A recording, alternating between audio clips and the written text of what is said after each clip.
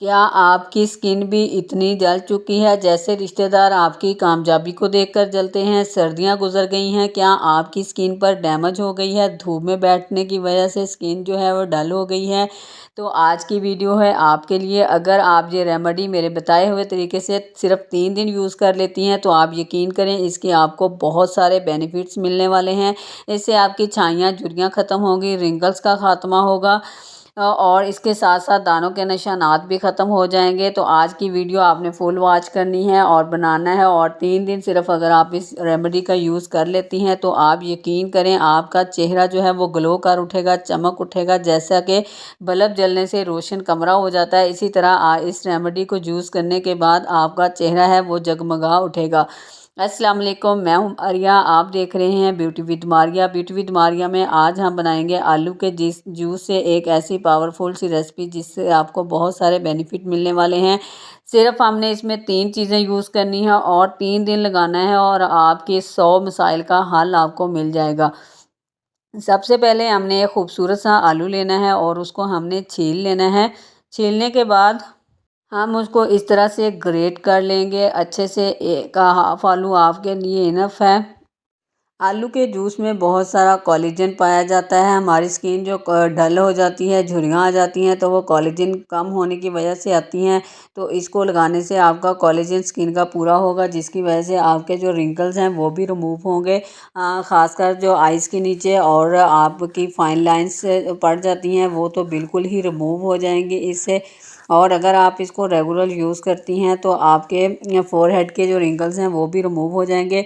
उस हमने इसको ग्रेट कर लिया। ग्रेट करने के बाद हमने इस तरह किसी भी छलनी या मलमल के कपड़े में डालकर इसको प्रेस करना है। तो इसका हमें जूस चाहिए सिर्फ 1 चम्मच।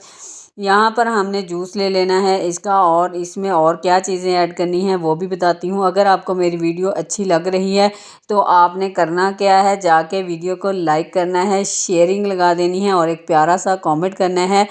अगर चैनल को सब्सक्राइब नहीं किया हुआ तो आपने वो भी कर लेना है। अगर चैनल सब्सक्राइब कर लिया है तो बेल आइकन को आपने ज़रूर प्रेस कर लेना है।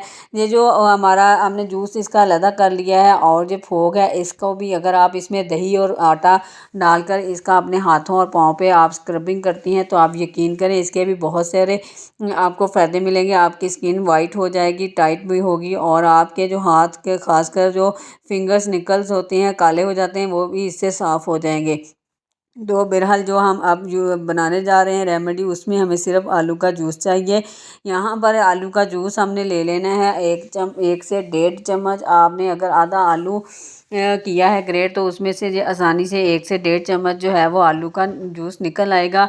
तो यहाँ पर आप 2 चीज़ें कर सकती हैं। यहाँ पर मैं लेमन यूज़ कर रही हूँ, आप यहाँ पर टमाटो जूस का भी ऐड कर सकती हैं। मुझे टमाटो जूस जो है वो नहीं सूट करता, तो इसलिए मैंने लेमन जूस ऐड किया है। तो आप टमाटर का जूस भी ऐड कर सकती हैं।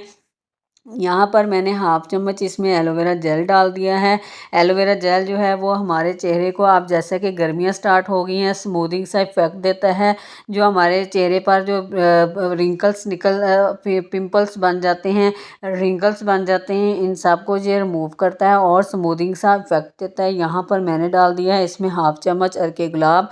अर्के गुलाब जो है वो हमारे स्किन को नेचुरल ग्लो देता है। ये वैसे भी अगर सिंपल आप अपने फ्रिज में रख लें और दिन में 3 से 4 बार इसका स्प्रे करते हैं अपने फेस के ऊपर, तो आप देखेंगे कि आपका स्किन जो है वो सारा दिन कितना टाइट रहती है। और सारी चीज़ों को आपने अच्छे से मिक्स कर लेना है। मिक्स करने के बाद आपने अपने फेस पर इसको अप्लाई कर लेना है, हाथों पर भी आप यूज़ कर सकती हैं। और जब ये हल्का सा ड्राई होने लगे तो आपने इसको नॉर्मल पानी से अपने चेहरे को वॉश कर लेना है। और 3 दिन लगाने के बाद आप इसका रिज़ल्ट देखकर ख़ुद हैरान रह जाएंगी। रेमेडी आज की आपको कैसी लगी जी आपने कमेंट में ज़रूर बताना है। नेक्स्ट वीडियो तक के लिए अल्लाह हाफिज़।